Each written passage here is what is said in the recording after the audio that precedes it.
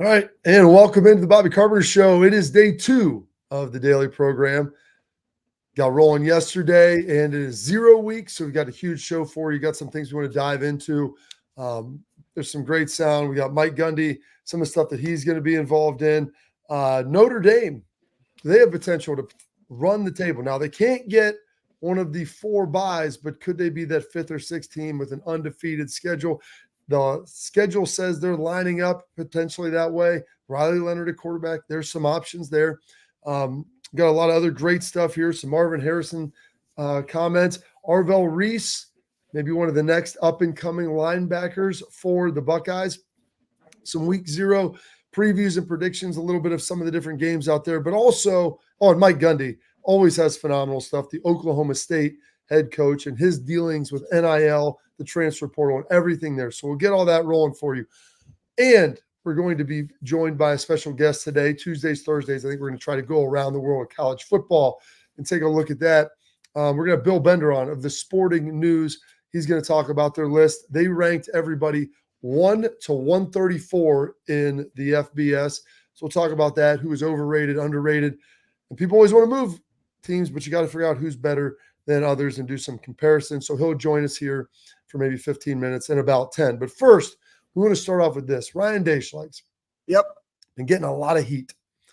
Okay. They start talking about him, what he's done at Ohio State. You know, his record is 1-3 against Michigan, 1 game's canceled. You look at the games that he's lost in the Big Ten, he hasn't lost to anybody other than Michigan. He's been very good. He's played well in some bowl games. You know, he's made multiple CFPs. He's been in a good spot. I believe Sportsbet AG put out the list of the odds, and we saw this kind of floating around here of odds of coaches getting fired. Who will be the first coach fired during this 2024 college football season? We want to throw that up, and we can take a look at this. It's led by Billy Napier, which there's no surprise there. But in doing that, Ryan Day was on this list, Schleichs. Yeah, he was. How surprised are you with that? I wasn't surprised that he was on the list. I was surprised where he ranked. So Billy Napier, Florida, Sam Pittman, Arkansas, Mario Cristobal, Miami, just to name a few that were before him. And anybody can go look this up, and I see the graphic right there on the screen so everybody can see it. So I just went back and started looking at their records. Billy Napier, 11-14, and he has the hardest schedule in college football this season, kind of bumpy. Okay, you got Sam Pittman at Arkansas, 23. Time out.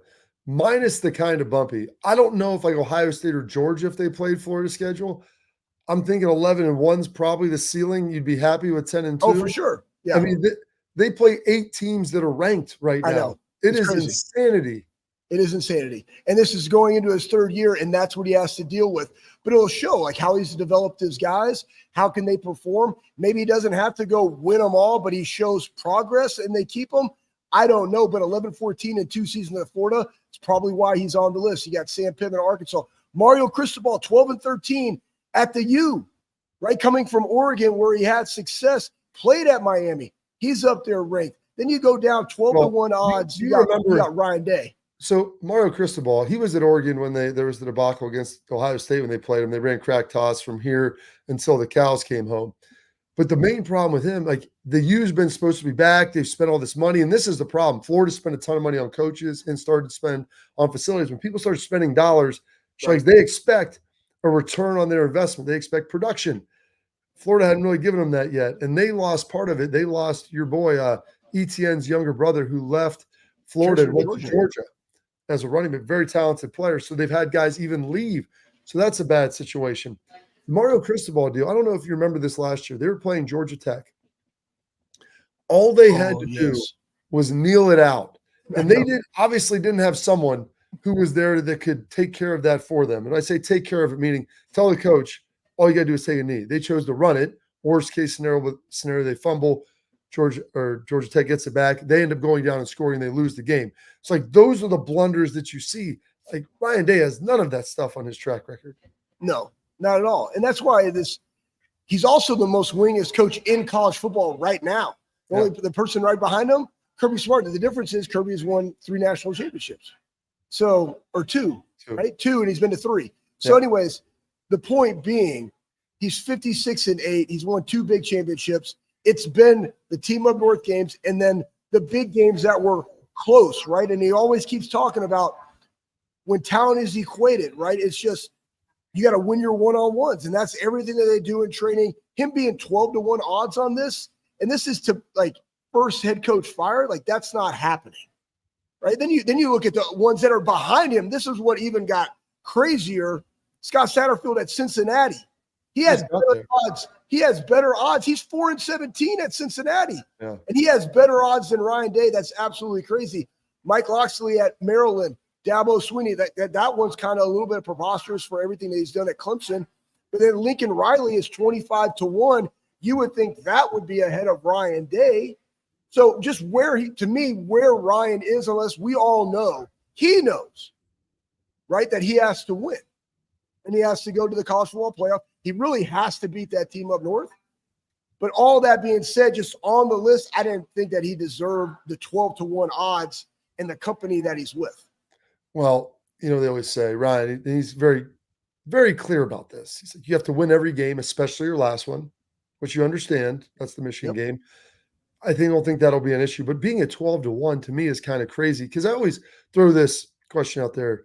I've talked to Ross Bjork, throwing stuff out, and everybody, and everybody's behind Ryan here because you know how good of a coach he is. And people get upset and they're like, don't you think he should be fired? I go, who else are you going to get? I've been around good coaches, Slags. You've been around good coaches. You've been around bad coaches. So have I. He's a good coach. If you fire him, you get a situation like what could potentially happen in Florida. And this is the thing for Ohio State. They have not missed on a head coaching hire since Woody Hayes. Woody Hayes in the Hall of Fame, Earl Bruce in the College Football Hall of Fame, John Cooper. As much as you lament, people can argue, 2-11-1 in the Michigan record and everything else. He had some darn good football teams there. Yes, he did. Where did they go from that to Jim Tressel? You have Jim Tressel following you up with that. And then you even have Fick for 1 year who has a terrible hand dealt to him. And you look at what he did at Cincinnati. He had them playing in the CFP. He's now at Wisconsin. They didn't miss on him. You go to Urban, and now you go to Ryan Day. Yep. Okay. And the last two full-time coaches have both won national championships at Ohio State. I think Ryan Day becomes the third in a row. The only other school I know to have done that is LSU with Nick Saban, Les Miles, and Ed Orgeron. I feel like, and I told Ryan, you're in that category.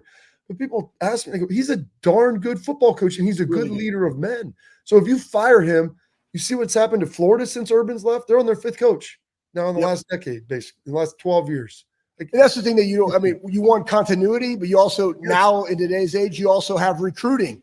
That goes into it. They're getting comfortable. Then you have staff turnover because everybody wants to bring their own people in. You have the strength staff, they're gone. Like every time you do one of these things, not only does the school have to pay out the coaches, right? But now you're bringing everybody else in that are probably going to have higher contracts than everybody else. But you also start to lose the relationships with all the guys that you're trying to bring in. And what happens if they bring somebody in? And this is what we saw with Michigan and Carr when they went to Rich Rod, right? Like different personnel. Like they ran the spread. They weren't built for the spread. He had a hard time. They went to Brady Hoke. Like, again, now they were at the spread. They went to something completely different. They didn't have the personnel. So every time you make one of these hires, you also have to look at the personnel that you already have within the building because you've already also spent money on those players through NIL. It all goes into it. Let's not also forget, Schleiss, you can spend the money on the players in NIL. And when you fire a coach, those relationships gone. Those guys can get in the portal and leave just like that. Yes. I mean, it's not like, hey, you have these guys now. Here's the roster coming in.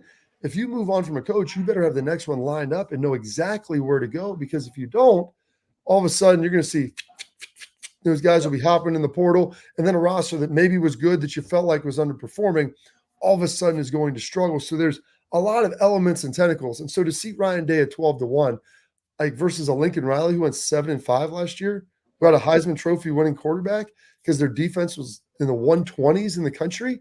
Like you look at him, I'm like, that's the guy that I would say should be on the hot seat when you see him sitting there at 25-1. Like Lincoln Riley was the phenom. We know he could be an offensive coach, Legs. We don't know that he can be a head coach. And there's a big difference between the two. And that's a great point, Bob. And I think that Ryan has strategically made the right choices, bringing in a new defensive coordinator, bringing in Chip Kelly. I think Jim Knowles what he brought in is consistency in a system that is utterly his. and that he knows it, and the guys have bought into it, and they're starting to play really fast. Top 5 defense in the country. I think they'll be the number 1 defense in the country this year, right? So he made that switch. Then now he brought in Chip Kelly. Again, college football has changed. He was honestly, he was the quarterback coach, offensive coordinator, and head coach. You can't do that anymore in this day and age. So you bring in somebody that you unequivocally trust, that's also been a head coach, that understands that. So now he can take one thing that Urban did great was he was able to take a step back and coach the coaches. And now Ryan has the opportunity of doing that while also evaluating the coaches, because he has a responsibility to everybody in the building to make sure that he has the right coaches to develop the players. It's hard to do that when you're in the weeds on a day-to-day basis in the program, but when you can take that 30,000-foot view and see it holistically, a lot better for him. I think that's going to be a big thing for him going through this season, being able to manage games. The famous line from Anthony Schlegel: "It's tough to work in the program and on the program. It's tough to work in the business and on the business." It's true. Can't do it. Can't do it. You can't be down there in the weeds and still give a high level, which is what the head coach has to do right now, is sit there at that high level and be able to sit there and navigate over top of everything. So put a little pin in that, because I think it's absolutely ludicrous when you look at it. And I don't think Ryan Day is getting fired outside of the team dramatically underperforming and going 8-4, which they've never lost more than 2 games, Schleg. So I can't imagine them losing more than that this season, Not gonna happen. Especially not in the regular season. I would be stunned if they didn't make the CFP. So we've got that. We've got some other great stuff coming up. But coming up next, got a guy located in Central Ohio, one of the lead writers for the Sporting News. Phenomenal. They do great work. We're going to welcome Bill Bender next to go around the world of college football here on the Bobby Carpenter Show. We were called soft last year. You don't want to be soft, especially when you come to the playoffs. So that's going to be a process throughout this season of establishing us as a harder team here in the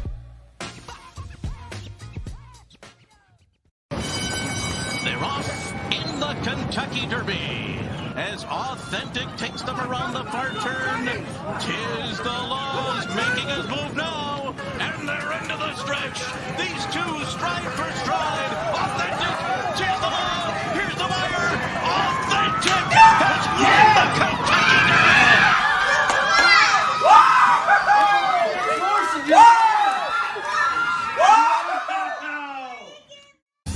I don't buy into this nonsense, this conspiracy nonsense that he's got his money and he's dogging it. That's ridiculous.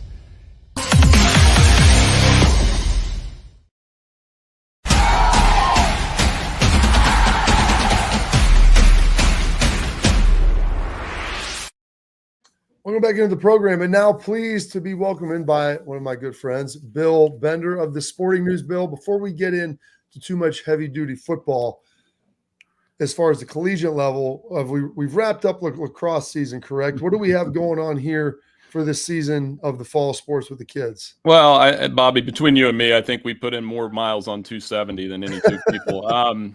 Bella's starting volleyball this week. Grant is in fall camp still. They've got their first football game coming up here in a few weeks at St. Catherine.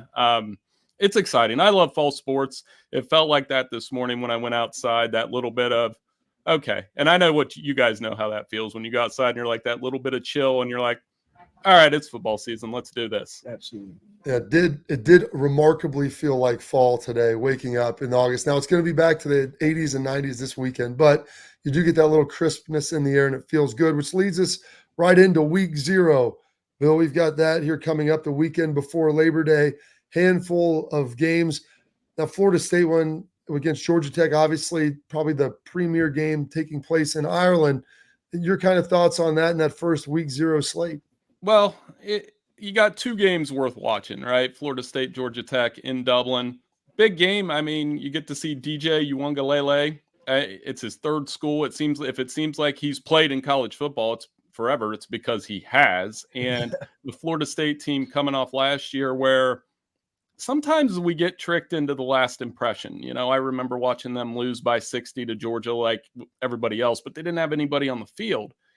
And they're playing a Georgia Tech team that I'm a big believer, and I know you guys are too, in a guy that's alum of the program cares more about that program. And I think Brent Key has done a great job turning this program around Haynes King. quarterback, led the ACC in touchdown passes. I'm anticipating a closer game than expected. I think the spread looks a little high. I think Georgia Tech's going to go in there and compete. And anytime you play in Dublin, that kind of throws off any home field advantage other than the beer vendors. So I think it's going to be a fun game, but I like Florida State to win, but a little bit closer than expected. Bender like Bender. So one thing I was thinking about, you wrote a great article that I read. It was just talking about like everything you need to know going on in college football, from talking to 134 Division I teams, where they sit, who added to the different conferences, because there's a lot of change that's happened from 23 to 24. Now we got the Big Four, the Power Four. Looking at it right now with the additions of the Big Ten, SEC, the Big 12, and the ACC, what's the strongest conference and why? Well, I mean, it's either the SEC or the Big Ten. You're talking about 60% of the top 25 is those two conferences. Right. So my contention is those two conferences are going to want 60% of the playoff berths. So when Matt Rule said a couple weeks ago, we deserve 4 playoff berths. This is the best conference in college football. I wasn't taken aback by that at all. But because I think when you look at the Big Ten, Ohio State, Oregon, Michigan, Penn State, all of those teams could easily make the playoff, in my opinion. And the SEC probably going to be looking for 3 or 4 playoff berths as well. So I predict that the thing we're going to talk about most this season is schedule imbalance. When you look at Big Ten schedules, when you have Purdue playing 4 top 10 teams and Rutgers playing 1 ranked team, we're going to talk about that all year. I think Ohio State, Michigan, USC, those schools, they have enough meat on their schedule that we're not going to complain too much.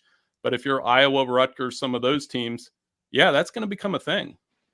And it's very interesting that you bring that up, Bill, because that's a huge thing. When you get these conferences that are 18, 16, 20 teams, it's really stinking hard to make sure, first of all, everybody can't play everyone, but then ultimately how that looks. And every year it's going to be a little different. And we're going to go through Notre Dame's pathway here in a little bit.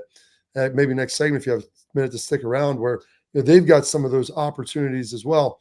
One of the other games in week 0, SMU plays, and we're talking about some of the conferences. I think SMU could be a quiet challenger. They take on Nevada. You look at their schedule, very, very manageable. They have Florida State, I believe, in Dallas, maybe week 4 or 5. It's right after the Iron Skillet against TCU.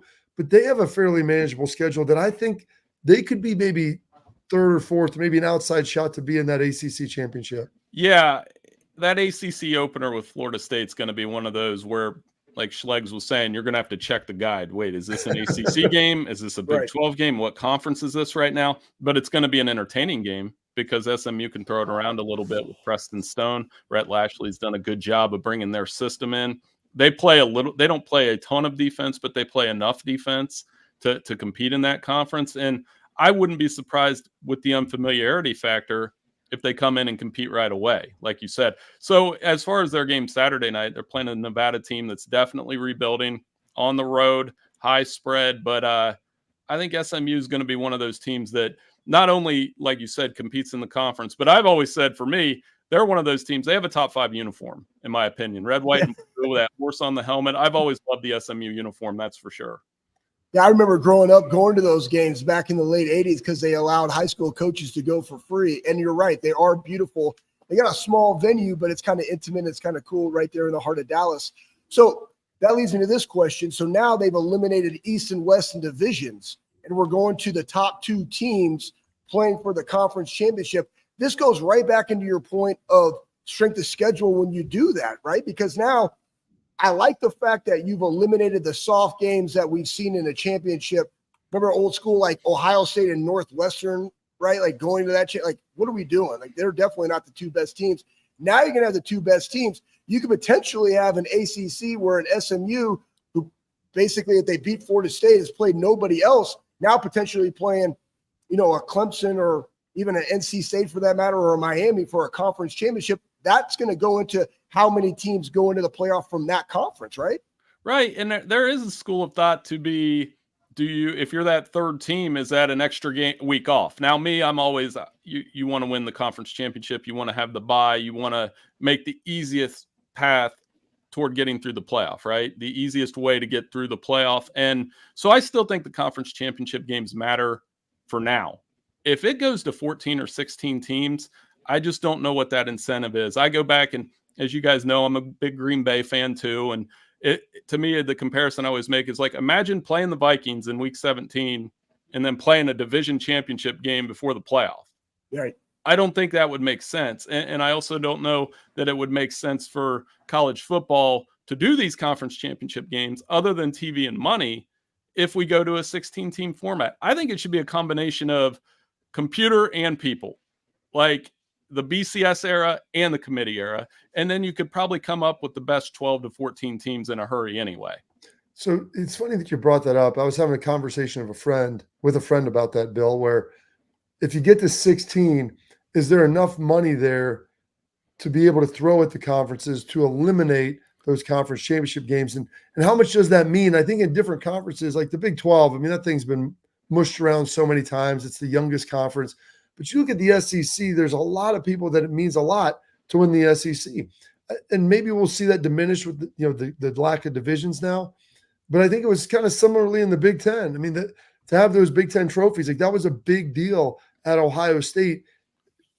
Could you foresee within the next 3, maybe tight, but 5 to 7 years that there's enough dollars generated by another couple games in the playoff to say, hey, conferences, here's an extra $100 million. This should hopefully take care of that lack of a championship game? Well, and I think we'll find that out the next few years with these huge conferences. If we have to watch Ohio State play Oregon 3 times in 1 year, and then next year maybe watch them play Penn State 2 or 3 times, then I think the need for that conference championship game is going to go away on some level. The Big Ten has existed and had conference champions without that conference championship. I could see it in the future, but I just worry about games and bargaining and the number that these guys are playing. And when it gets to 16, 17 games, why not try to trim one off? And that to me is the most logical one to trim off, because then you can go figure it out in the playoff.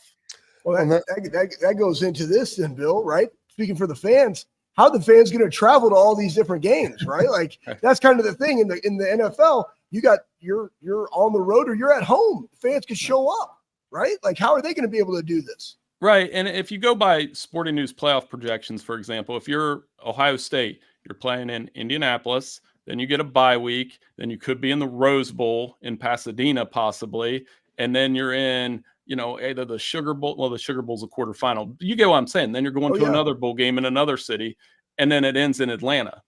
That is a lot of travel, even for a fan base as healthy and as avid as Ohio State has, where they travel everywhere anyway. But I know from talking to Alabama and Georgia fans over the years, I remember covering an Alabama-Clemson game out in Fresno, national championship game out there in California, and it was the most out-of-place thing. And an Alabama-Georgia game in Indianapolis. I think you make a great point that cost is going to come to effect at some point. It is. And you look at this, I mean, Indy is a 2.5-hour drive from Columbus, and much of the Big Ten is drivable, not bad. Right. Now all of a sudden you've added that West Coast element. I mean, that you expect Oregon fans, should they be in there? So they have to go west, go east, and then maybe come east again, and have a home, however it looks. That's a lot. And then also I know they've thrown around potentially moving that game maybe out to the West Coast, maybe to Los Angeles, or maybe to Las Vegas, or just moving that game around. And so that would be another layer of travel where you're taxing people a lot now for the games, the NIL. There's so many things. So it's going to be really interesting, Bill, to kind of see how that shifts. Bill, if you've got time, if you got another 6, 7, 8 minutes, we'd love to have you back. So I want to talk a little bit more about that list you guys put together for Sporting News, if you could. Yep, absolutely. Let's do it. Perfect. All right, we're going to take a quick break. We got more of the list, 1 to 134. The Sporting News, Bill Bender putting it all together for us. We'll be right back here on the Bobby Carpenter Show.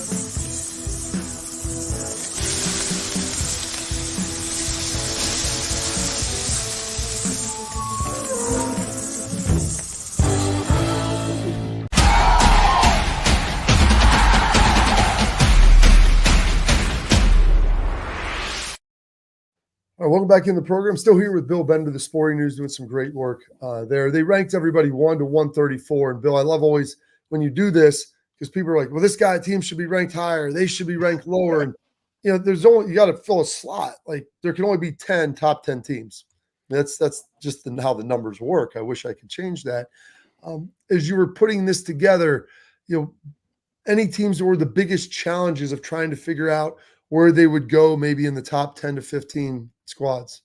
Well, that 10 to 25, the top 10's typically pretty easy to do because you can look across other sites, and I don't cheat on that. I always do look at CBS and The Athletic and, you know, the AP, because part of it is like when you were in high school is like, are my test answers right? You're not cheating, but you're just kind of like, did I do okay?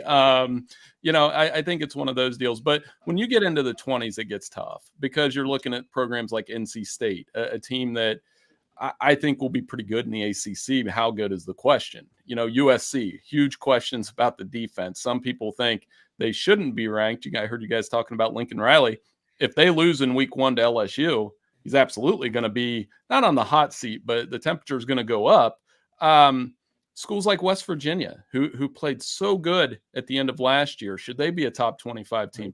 They get a shot at Penn State in week 1. And I'm going to tell you, Garrett Green, the more I look at his numbers, yards per completion, the ability to run, a little bit of a Tebow skill set, those are the schools that are hard to rank because as you go through the season, that 30 to 60 gets really tough.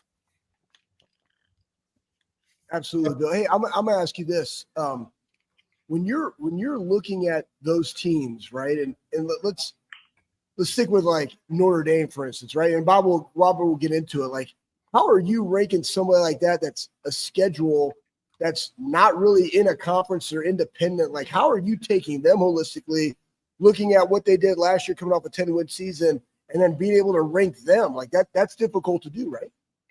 Oh yeah, because Marcus has done a great job there. I think the question becomes, they have 3 games on their schedule they circle. A little bit different than Ohio State. You know the 3 games Ohio State's circling. For Penn sure. State, Oregon, Michigan. You go 2-1 there, you're good no matter what.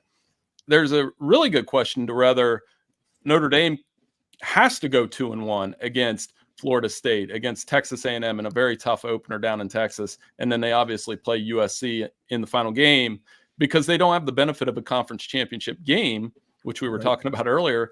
Is 11-1 good enough? Is 10-2 good enough for Notre Dame? The acceptance that they're not going to get a first round bye. I obviously went to a Catholic school. I have a lot of Irish fans that are in my text. I've told them, are you going to be okay going 12-0 and not having that first round bye? And they're all like, yeah, it's fine. You know, we don't play a conference championship game. I keep waiting for that to happen, though. A 12-0 Notre Dame team as a 5 seed, then you have to go play another tough game. I mean, you can say that you're okay with that all you want. When it happens, I would anticipate there would be a lot of complaining. Well, and where did they fall in? I guess when you play that 5 seed's going to be big because you're playing, you know, the 16 seed. But if you're the 6, then all of a sudden you're playing maybe another conference champ, maybe an at-large team from potentially the ACC or Big 12.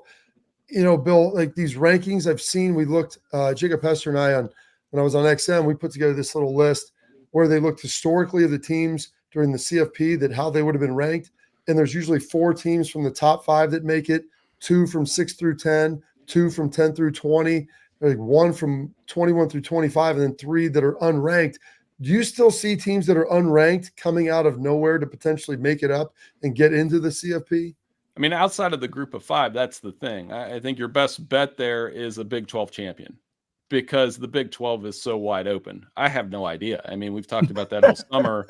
Could be Kansas, could be Kansas State. I'll wake up tomorrow and be like, well, Oklahoma State's going to do it. And, you know, by the way, they play South Dakota State in week 1, one of those dangerous FCS superpowers. So I think that would be one. You know, obviously the group of 5 doesn't have a ranked team. I mean, the highest team in our 1 to 134 is Memphis at 30. And that's going to become a debate, is why is this team that might not be ranked in the top 25 going to be in the college football playoff? And I think the SEC fans and the Big Ten fans of Iowa or Oklahoma are going to be the ones clamoring about that. Another thing, I saw Dennis Dodd, Bobby, 9-3 is going to get in. Yeah. I don't know which team it will be, but a 9-3 team will get in the playoff on a regular basis. Also, as you look at that, the group of 5 they said were to be meeting together at some point here in the next week or two, I believe. Do you see them doing their own playoff at some point? Because you're getting one team in, and I feel like at some level that's going to basically be eliminated as well. Well, and the thing they're up against, not only games like last year where Oregon beat Liberty 45-6. Don't get me wrong, MAC grad, Ohio grad, proud of that. Want them to go to the playoff at some point. But part of me is like, yeah, a separate national championship would make sense. It's better than the Camellia Bowl, which I've watched a couple times, or the Independence Bowl, those kind of things. So it's definitely possible. And one thing to keep in mind as we go into these first 2 or 3 years of the playoff, I think the Big Ten and the SEC is going to be watching that group of 5 team very closely. If we have competitive games, maybe, but if Boise State's getting beat by 30 points by Tennessee in that first weekend, people are going to be like, why are they in? And that's going to happen. As you guys know, the big conferences that have these competitive big schedules are going to want more with each year. Absolutely, they are. And Bill, we appreciate it. I know you've spent a ton of time with us here. A lot of great stuff. Go check out Bill Bender's stuff on the Sporting News. It's some of the best stuff you're going to find. They rank them 1 to 134. They've got lists on lists on lists. Bill is the busiest man in print. Great job, Bill. Hey, no problem. Thanks for having me on, guys. And I'm staying out of an Oklahoma drill with you two in the spirit of fall. I'm going to stay at my computer out of the drills with you two guys. Thanks for having me on.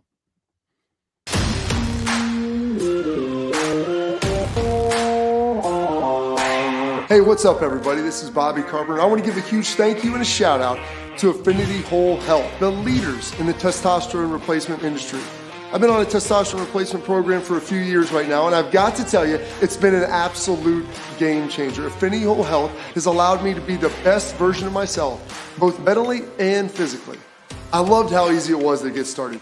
I booked my free consultation, met with my prescriber, checked my numbers, and Affinity Whole Health designed a program that was customized to fit my needs. So I'm telling you guys, if you have low energy, you want to get rid of that spare tire around the waist or take it to the next level in the bedroom, Affinity Whole Health is the place to get started. So don't wait any longer. 5 minutes of your time, book your free consultation. You're going to love the way you feel. Well, how do they know I'm doing this? Did somebody leak this out? It's social media. Oh. That's the way social media works now. I thought maybe you were just running that yap.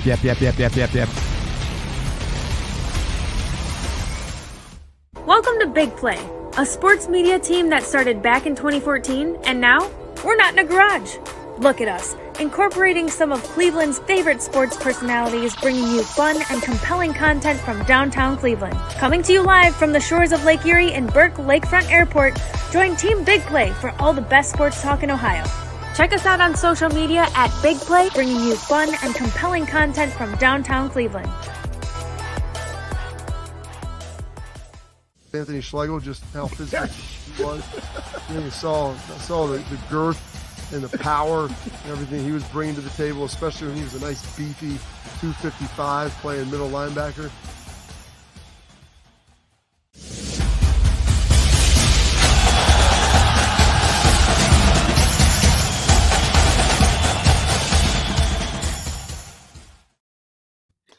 All right, back in here. Thank you, Bill Bender on the Sporting News. He was tremendous as always, Schlegs. Absolutely phenomenal to be around. He's really a great guy. Does a great job. And you know what, Schlegs? He's a Central Ohio guy as well. So excited to have him with us. And, with the Fisher Catholic, he's a little bit of a Notre Dame guy. And as we look at that Notre Dame schedule, as we sit here and show that, talking about them potentially going undefeated, how does that look? How does that impact all of this? Well, we'll have to take a peek at this as we can maybe toss their schedule up here. They open up with Texas A&M on week 1, which is going to be a tremendous game. I think that's actually a noon game, I believe. There's going to be another good one at night. I think USC, maybe LSU. But as you look at this Notre Dame schedule, A&M, Northern Illinois, they're at Purdue. If we get a chance to throw that up, that'd be tremendous. Miami, Ohio. Yeah. We got Miami, Ohio, Louisville. There's a bye week. Stanford. Here we go. Georgia Tech, Navy. Then they've got another bye before their biggest test, what it will most likely be in Florida State. Florida State They play on November 9th. That's going to be a big one. But then they finish up with Virginia, Army, and maybe USC's better. I'm not sure. I don't know if we can say that definitively or not of what that ultimately looks like. But as you sit there and look at that, I mean, there's a chance where this could be pretty darn good. But I'm also looking at that thinking A&M, USC potentially, Florida State, you kind of have three hurdles, and maybe USC strikes isn't even that good. Right. You never know with that. The fact you're playing two service academies, you're playing Miami of Ohio, NIU. Yeah. I mean, so you've got both the service academies, you've got NIU. Schedule, again, they have FSU, Clemson, Miami, and North Carolina State, right? So they completely miss out on them. And you have this, like, Mark, you should run the table. With this schedule right now and what you have, again, you have a new quarterback, but you should run the table on this. And again, to Bill's point, are you going to be that fifth seed, but you're going to get a home game doing it? So how does that make everybody feel? My expectation for them is you got to win them all. If that's where you want to be, you should. This schedule, you should win all the time. Iowa, it's Iowa, but also Penn State, right? But still, Iowa's always a tough game and how they play. So I just look at this and I think, yeah, 100% that they got to be able to go undefeated. Yeah, they've to got get to that fifth seed. I think to get the 5, I think they could probably lose one game in there, but if you get smoked by an A&M, that's going to be tough. Or you get smoked by Florida State or USC, like that's going to be hard. The problem is Notre Dame strikes, as we know, they've always had those built-in rivals. And USC and Stanford have always been two of those built-in rivals. They've always played the service academies. And when Stanford and USC are great, that schedule looks really tough. And it has been over the years. Stanford now is Garbaggio. They're brutal, and they're part of the ACC now. And then you also have USC, who has been good offensively, but they haven't been able to stop a soul here as of late. So can Lincoln Riley get that team back? Can he get them rolling again? We will see that. I want to get to this too, Schlegs. The PFF put together the player grades ahead of the 2024 season. Ohio State, they start looking at the secondary, and you've got some really good players in there. You've got Denzel Burke, who's tremendous. Lathan Ransom, very veteran player. Caleb Downs, everybody knows about him coming back or from Alabama. Jordan Hancock in the inside. And David Sinigba-Newson, who we affectionately call IGB, who might be the most competitive guy around. Dude's an absolute beast. I saw this, Schlegs. I immediately thought of you because he has the lowest grade of all of those guys. And I know when they see that, they're going to lose their stinking mind, or he will. IGB is, yeah. Oh, he's gonna go nuts. Like, receivers beware, because he's gonna be all over it. You know what? Hey, just listen, man. Coach Mick always talked about this, right? If you have nothing to prove, you'll never improve. And just listen, man. Take that, put it on the chip on your shoulder, and go out there and be a dog, which IGB is. He's over 6 foot. He's long. He's highly competitive. But again, when you look at, I'm always speaking because I've been around the program, Bob, and we've been around it, and we get to watch these guys on a daily basis. And we talk to scouts when they're out there, and they unequivocally say this is the most competitive, high-juiced practice in the country. And it's because of competitive excellence. It's not just competing on the field, it's competing in the weight room. And that's what IGB is. Like, he is a tone setter type guy. And then you look at what those grades are, but you also got to look at the dudes, right? And you have Downs that transferred in. You got Lathan Ransom coming into his senior year after having been hurt last year. I truly believe if he's in that Team Up North game, they win that game. They're picking off that touchdown that potentially should have been overturned. You got Lathan. You got Denzel, who's going to be a high draft pick. IGB himself is going to be one. Then you got Jordan Hancock there in the slot. Then you also got somebody that nobody's talking about who's a freshman All-American last year, Jermaine Matthews, who's also a dog. So I just think they got a lot of depth. And Bia is not just, best in America. Like, that's not just something that they talk about. Like, they unequivocally believe that, and they compete that way on a day-to-day basis. And they're very fortunate that they also compete against probably the best wide receiver room in the country.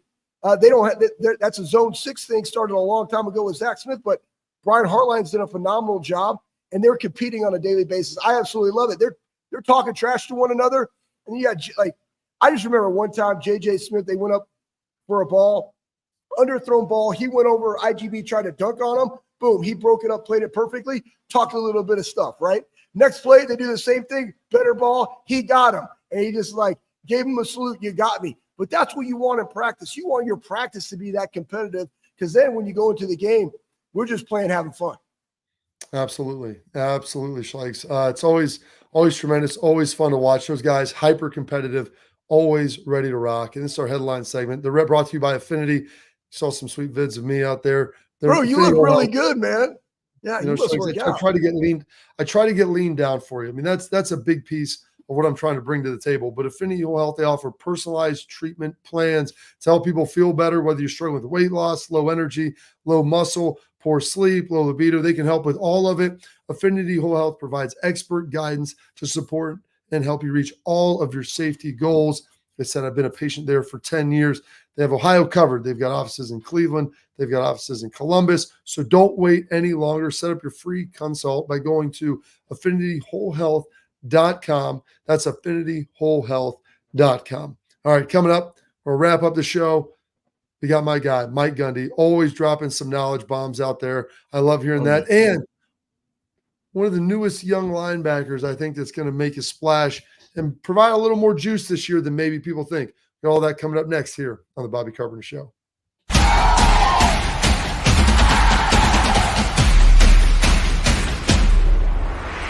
Well, how do they know I'm doing this? Did somebody leak this out? It's social media. Oh. It's just, that's the way social media works now. I thought maybe you were just running that yap.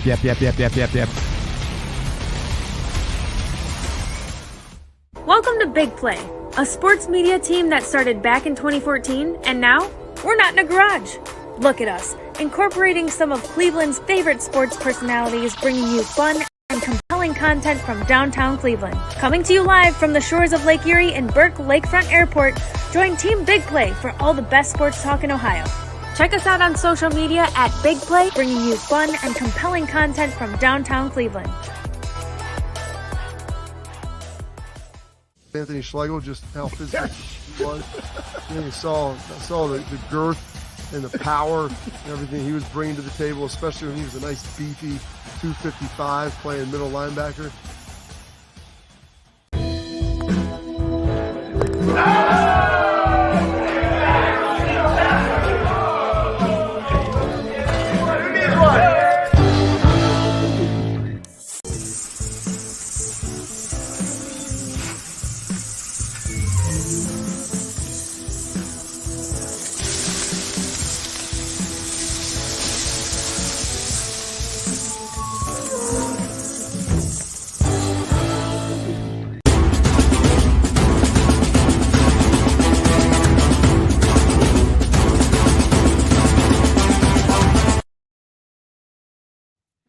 All right. Welcome back into the program. And we've got a couple great things. Ask the fans. People always want to know, and you get these questions all the time, Schleich. Good young players, guys that are flashing, guys that are buzzing out there, things that they're doing. Who are some guys that maybe you see that they're setting the world on fire? And so one of the guys who did that was Arvell Reese. I think him and Peyton Pierce had a really good camp. I know that you've really liked both of those guys. But Arvell Reese, he has elite physical traits. Guy sees the football very well, slides around. And Jim Knowles had some unbelievable comments about him, Schlegs, as you sit there and you look and you see what he's all about and what he brings to the table. I mean, Arvell Reese has it. Jim Knowles knows it. He says he's a guy that's been flashing and going to flash. Do you concur with that statement? Yeah, 100% concur with that statement. Veli, as we call him. Sometimes you might like from the back, you might honestly mistake him for JJ. Like they're very similar. Oh yeah, physically look the same. Like 6'4", except he's like 235. JJ's like 221, right? But still, like they look very similar. He's strong, he's long, he's powerful. And here's the thing: like with that skill set, why can a guy start to flash? It's because his football acumen is starting to rise. So he can actually play with those attributes. I always talk about, we'll play fast, hard, and violent. Like that's what I want to see from players. Well, they can only play fast, hard, and violent and use their intangible qualities, their physical skill set, if they know what to do when they're on the field. Because if not, you're going to play slow, hesitant, and less physical. And I think as his football acumen has started to rise, James doing a great job there in the linebacker room, he is able to start to flash, but not just flash every once in a while, but like flash consistently. And that's why he was named the defensive player of the first scrimmage. And I think it's somebody that you're going to see in the college football playoff era in a room full of dudes now. You're talking about Cody Simon, Blocko, team captain, CJ Hicks, Sonny Styles. You got Veli, you got Gabe, you got Peyton Pierce, who's coming off of a surgery that he had, missed the entire spring football, and now has really come up, played a lot of football in Texas, got really, really high football acumen. That's why they're able to start turning some heads and be consistent because of that. Absolutely. The guy can go flat play. And the best thing is, like, he's got all the physical abilities. He's playing some defensive end, and James was able to get a hold of him in the spring. And you watched him kind of develop him. He can see the football. He can move around. He can get all that done. So I'm excited. He has a huge upside. I think he's going to contribute and be a player this year. So that is exciting as well. All right, Schlegs. One last thing before we get us out of here. Okay. Mike Gundy, we could talk forever about this. We've got the transfer portal. And with that, you've got NIL and guys wanting dollars. And so while the portal's open, like, you can leave or you can go somewhere else. It's, hey, kind of open for business, even though you're really not supposed to be open for business. And I love my guy Mike Gundy come out here, and he said, tell your agent to quit calling us and asking for more money. It's like, the portal's closed. We're on to football now. He's like, this is the best part of it. And so I love the fact that Mike Gundy leaned all into this. The portal's closed. You cannot leave. If you want to go get in and not play this year, that's cool. But you cannot come out of it. You cannot go play again until after, I don't know when that thing opens up, after the season, around the championship window. But we're here. We're done. You can ask for more, but we've given everything we've got. This is what it is. Yeah, I think there's it opens and then it closes and then it opens up again and then it closes. And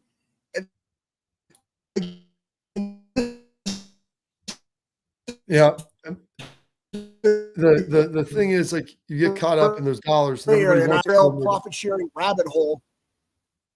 Go ahead. Yeah, I mean, and that's the thing, right? Like, it's over. No, it's over. And you know what is starting to show players? It's starting to show players that everything matters. How you handle yourself in the offseason, how you handle yourself during spring ball, how you practice during camp, it all matters, right? Like, leave that impression upon the coaches that you are somebody that wants to add value. And that's when you negotiate. But once it's done, the negotiations are over. It's all about ball. So work on being the best ball player you possibly can. It's probably good for the coaches too, because then they don't have to deal with it. And they themselves can just focus on ball. Yeah. Well, they don't want to. No one wants to deal with the money side of this. And that's why they're happy when the portal closes. And then I think guys during training camp, they're still calling and asking for more. And it's like, that's fine. You can ask all you like, but listen, you're asking the wrong guy. Like, you can't leave now. And so you were happy with what you had before. Right. And now all of a sudden, like, you want to retrade the deal. Why? Because you're playing more. Like, you're doing better than maybe what you thought. Like, all of those different things. Like, that to me is why this thing gets so sideways. Why the portal I love. I'd like NIL. But I don't think you can have these two things that coexist in limitless portal transfers, because when you have that, this is the situation where guys are like, well, I want to redo my deal. Like, you see this happening right now in the NFL. There's guys sitting out of training camp. They're not playing. Why? Because they're getting fined, but they're trying to exercise their right to withhold their services, and to do that to help drive their value up and hopefully get a deal done. Well, in college football, like, there are no contracts now, Schlegs. Like, so you can just do this every year. You can do it in the spring, you can do it in the fall, you can get big dollars, and then you can leave afterwards. Like, there's no guarantee of anything. And that's, to me, where this thing has just gotten so warped and so twisted. Absolutely. And I think the next component of this, Bob, is the culture within the program and the standard that you have in the program when it comes to NIL and giving out money. Because what to your point and what Mike Gundy is saying, this is basically, I guarantee what happened. He got paid, a player got paid something, somebody else on the team at the same position got paid more. Yeah. And then now they're in camp, and the dude got paid less is kicking the guy's ass who got paid more. And he's like, I want more. Well, guess what? When you have a really tight culture, they might think that, but they're not going to outwardly express it because they automatically know your stance on it, right? So that, guess what? You put it on the sidebar, focus on ball, focus on being a great teammate. Let's go win this thing, because if we all win, you're going to win too, right? If we win as a team, you're going to win individually, because one, you can hop in the portal, get paid more somewhere else, or we'll give you more because we need your services for next year. That's how you got to look at it. Absolutely. Hey, rising tide lifts all ships. It's going to be great. You know what's going to be great? Us back tomorrow live at 12:30. Stay tuned in. Stay locked in on the Bobby Carpenter Show.